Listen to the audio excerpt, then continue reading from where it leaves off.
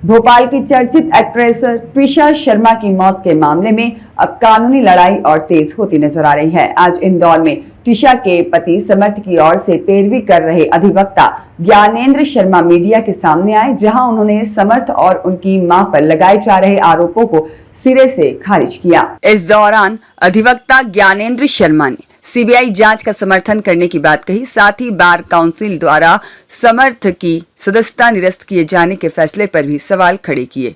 दरअसल भोपाल की चर्चित एक्ट्रेस ट्विशा शर्मा की मौत के मामले में आज इंदौर में मीडिया से बातचीत करते हुए समर्थ पक्ष के अधिवक्ता ज्ञानेंद्र शर्मा ने कहा कि इस मामले में समर्थ और उनकी मां को बिना जांच और न्यायालय के निर्णय के ही दोषी ठहराने की कोशिश की जा रही है, जो पूरी तरह गलत है। उन्होंने कहा कि ट्विशा की मौत के समय वह गर्भवती थी और पति पत्नी के बीच बच्चे तथा अबॉर्शन को लेकर सामान्य बातचीत होती थी, लेकिन इन बातों को गलत तरीके से प्रस्तुत किया जा रहा है।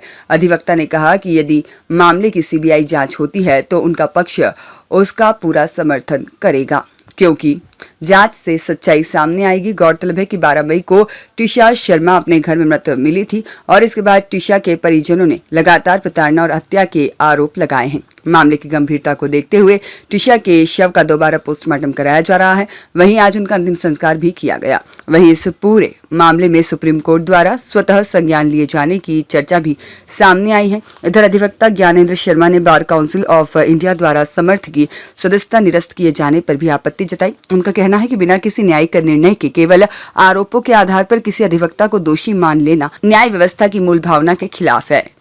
देखिए, 12 मई को ट्विशा शर्मा ने जो सुसाइड करा था, उसके बाद हमने अपना पक्ष रखा है। समर्थ सिंह और गिरिबाला सिंह मैडम को अग्रिम जमानत मिली हुई है एंड वो इन्वेस्टिगेशन में पूरा कॉपरेट कर रही हैं। समर्थ के लिए बेल हमने लगाई थी एंटीसिपेटरी, अनफॉर्चुनेटली वो हमारी रिजेक्ट हुई। उसके बाद हम हाई कोर्ट गए, वहाँ से हमने बेल विड्रॉ हुई और उसके बाद हमने सरेंडर करा। अब हम इन्वेस्टिगेशन में कॉपरेट कर रहे हैं। सब देखा जा रहा है कि मामले में सब पूरा उनके ऊपर ही पूरा विलेम कराया जा रहा है, क्योंकि उन्होंने कुछ प्रेशराइज किया उनको और महिला की प्रेगनेंसी भी जब हो रही है। देखिए, ऐसा कि किसी ये जिस तरह के भी आरोप लग रहे हैं ये सब निराधार हैं। हाँ, जो प्रेगनेंसी को लेकर बात है तो चैट्स आप सब लोगों के सामने हैं। समर्थ एंड मैडम चाहते थे कि भैया आप क्यों नहीं इसको कंसीव करना चाहते हैं, आप इसको अबॉर्ट क्यों कराना चाहते थे। हालांकि वो उसका डिसीजन था एंड उसमें इन्होंने उसको उस चीज़ के लिए भी सपोर्ट करा। आप अगर अभी इन्वेस्टिगेशन होगा आप देखेंगे ये लोग अपने डॉक्टर्स के पास गए, कंसल्टेंट्स के पास गए और सब जगह ये लोग उसको लेकर पहुँचे, उसमें कोई दिक्कत नहीं। सीसीटीवी में शो हो रहा है कि जैसे गलत हुआ था, उसको कैसे देखते हैं, क्या कहना? नहीं, सीसीटीवी में ऐसा कहाँ शो हो रहा है कि कुछ गलत हुआ। सीसीटीवी में सब पाया गया कि वो लेके आ रहे वहाँ पे गए। देखिए, एक ह्यूमन नॉर्मल टेंडेंसी है, कोई भी व्यक्ति समर्थ की तो वाइफ थी एंड उनके घर में ये इंसिडेंट हुआ है। कोई भी व्यक्ति अगर आज हम देखेंगे कि वो सुसाइड अटेम्प्ट कर रहा है या हैंगिंग कर रहा है तो सबसे पहले हम जाके उसको उतारेंगे, बचाएंगे और हॉस्पिटल लेके दौड़ेंगे। हम जाके पुलिस को बुला के कि नहीं आप लटके रहिए, हम पुलिस को बुलाएंगे अपना इनोसेंस दिखाने के लिए, ये तो नेक्स्ट टू इम्पॉसिबल बातें हैं। देखिए, मीडिया के सामने बैठ के सिर्फ किसी को ब्लेम करना या किसी पे एलिगेशन लगा देना मीडिया पब्लिसिटी के लिए कि नहीं वो आपको पुलिस स्टेशन जाना चाहिए था, आपको पास में जाना था। कौन आदमी होगा जो अपनी वाइफ को इस हालत में देख के पहले पुलिस स्टेशन भागेगा बजाय उसको बचाने के और उसको हॉस्पिटल लेके जाने के लिए। वो समर्थ ने किया, सब तरह ने देखा, सीसीटीवी देखा, उसके हाउस होल्ड्स वहाँ आए, तीनों ने मिलकर उतारा। जो प्राइमा फेसी चीज़ें होती हैं उन्होंने सीपीआर देने की कोशिश करी, वो भी करा। ये सब तो आरोप निराधार है।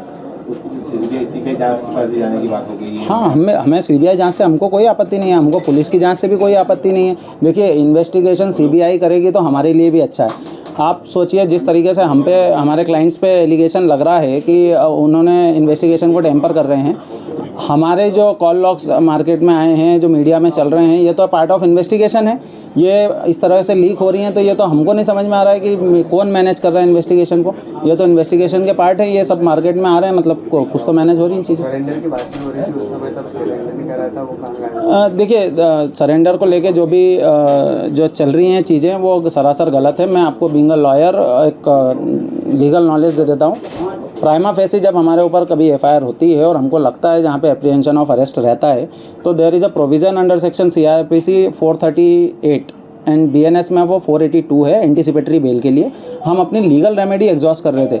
अगर मुझे लगता है कि मैं प्राइमा फेसी आरोपी हूँ तो मैं सरेंडर करूँगा। अगर मुझे लगता है कि मैंने कुछ नहीं करा है तो पहले मैं एंटीसिपेटरी बेल के लिए जाऊँगा और फिर इन्वेस्टिगेशन में कोऑपरेट करूँगा। वही हम कर रहे थे। हमारी बेल रिजेक्ट हुई, हमने सेम डे जबलपुर में ही, आप सोचिए हम चाहते तो भोपाल आते, हम चाहते वहाँ से एब्सकॉन्ड कर सकते थे। हमने इमीडिएट सेम डे दोपहर में हमारी बेल विड्रॉ हुई है 3 बजे के आसपास, हमने शाम को ही सेम कोर्ट में सरेंडर कर दिया।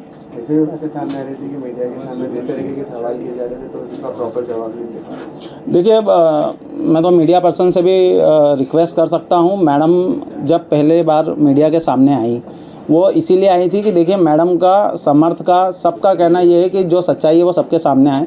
लोगों का कहना था कि मैडम का पक्ष सुनना है, मैडम मीडिया में आई बेल के बाद, और उसी बेल पे मीडिया पे आने के बाद अब उनके फैमिली मेम्बर्स ने एलिगेशन लगा दिया कि ये तो टेम्परिंग कर रहे हैं। भाई आप जानना चाहते थे, मीडिया के सामने वो आई, उन्होंने अपना बात रखी, आप उनकी भी स्थिति समझिए। वो 62+ एज में है, उनके घर में ये दुर्घटना हुई है, तो वो चीज़ें जिस तरीके से परोसी गई वो तो बहुत गलत है, अनफॉर्चुनेट है। टीशा और समर्थ का रिश्ता कैसा था, जो उसको किसी दिक्कत था ऐसा कुछ रहा? देखिए शादी की फुटेज आप लोगों के सामने हैं, सब चीज़ें आप लोग देख रहे हैं, मैट्रिमोनियल के साइड से के थ्रू मिले थे, उसके बाद 1.5 साल तक बात हो रही थी, सब चीज़ें थी, दोनों फैमिलीज़ एक दूसरे से मिल चुकी थी, सब अच्छी चीज़ें थी, इसीलिए तो शादी हुई थी। एंड शादी के 6 महीने तक भी चीज़ें सब नॉर्मल थी। Even soon before the death 1 या 1.5 घंटे पहले तक भी वही वहीं बैठी हुई थी, हॉल में बैठी थी, सब चीज़ें नॉर्मल थी, पार्लर से आई थी, तो मुझे नहीं लगता कि ऐसा कुछ था हमारे साइड से। समर्थ से बात हुई, जिससे में कुछ पूछा आपने कि क्या जानकारी में ऐसा अचानक कन्या निर्णय क्या हुआ? देखिए समर्थ भी उतना ही शॉक्ड है जितना आप और हम सब हैं। उसकी वाइफ है, उसको ये नहीं समझ में आ रहा कि अगर चीज़ें कुछ ख़राब थी जैसे प्रेगनेंसी को ले, आप लोग इस चीज़ को थोड़ा सा मैं आपको उसको हाईलाइट करूँगा कि जब प्रेगनेंसी जैसा बड़ा डिसीजन ट्विशा ने बताया कि मुझे ये नहीं चाहिए, पूरी फैमिली ने वहाँ सपोर्ट करा है, डॉक्टर्स के पास गए हैं, कंसल्ट कराया है, सब चीज़ों में। उसके बावजूद भी जबकि समर्थ और मैडम चाहते थे कि बच्चा हो, पर उसका इच्छा नहीं थी, इस कारण उसमें वो वहाँ पे भी स्टैंड करा है। ऐसा नहीं है कि उसके जस्ट आफ्टर ये सब चीज़ें हो गई।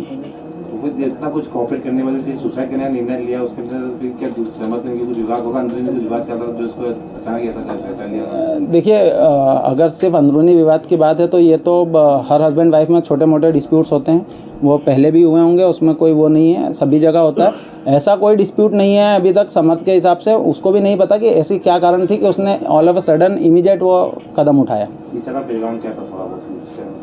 देखिए ट्विशा मॉडलिंग में थी, एक्टिंग साइड से थी, एंड फ्रीलांसिंग भी थी।